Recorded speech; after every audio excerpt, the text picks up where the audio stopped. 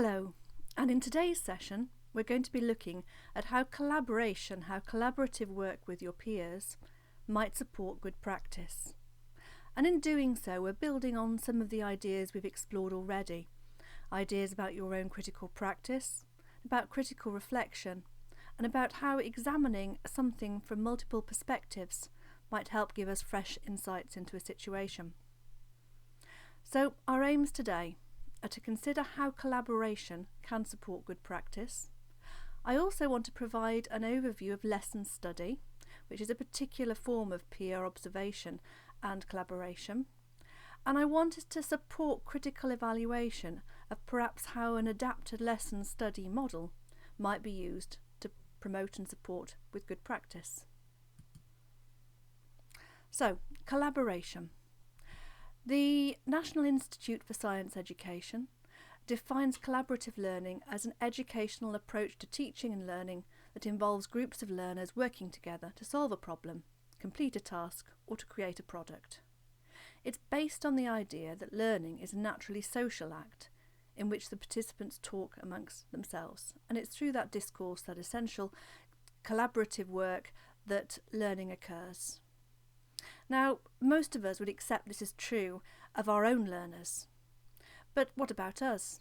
How far do you think collaborative learning with our peers can support our practice? Now, it's easy to find evidence for the benefits of collaborative learning for any learner of any age. And this link can be clicked on from the Prezi, which will be embedded within the course pages. Now, anybody who supports a constructivist approach to education would agree that collaborative learning is part of kind of experiential, of action learning, and the major theorists here would be Vygotsky, Bruner, Slavin and Webb, and many, many others. So it's a field of enormous research, and most of that research agrees that collaborative learning in any kind of context can be enormously helpful. So we're going to look at how it can be applied in practice. We're going to look at this idea of lesson study. Now, you may have come across lesson study or you may not, but it is a kind of approach to improving learning and teaching. It's focused on the gradual building of teaching. It's a Japanese, and it's very particular to the Japanese culture, and it's been used for over 100 years. It is a slow collaborative process. It shares information, people plan sessions together, they discuss and they build session plans and then observe them. And the focus in Japan is on the quality of the discussion and how that can provoke fresh insights. This is a slow process in its original form, and it centres on the process of learning. And that information is from a keynote lecture by Dr. Phil Wood. Now, in Japan, it has a very precise methodology, and this is one of the slides from Dr. Wood's presentation, and there's a full reference that links to the downloadable resource with which this is part at the end of this presentation.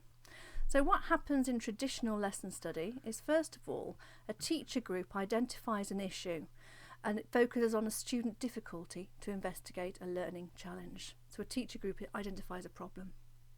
They plan a research seminar to meet the learning challenge, and they focus on case student reactions. And the seminar is taught by one member whilst others observe students' learning and their reactions to the lesson plan. Members of the lesson study group complete student interviews to gain insights into learning experiences, so they gather detailed and comprehensive feedback from learners and observers. And the lesson study group then evaluate the observation and the interview evidence to consider the extent to which they have met the challenge. They then move forward and they decide what they've learned and how they could teach an amended session with a parallel group to gain even further insights. And these processes can last sort of between 5 years. This Japanese model is probably not one that we can all adopt in its entirety. So instead, it's worthwhile considering, how it can be adapted. And the lesson study model has been adapted to fit the context of the US and UK educational systems.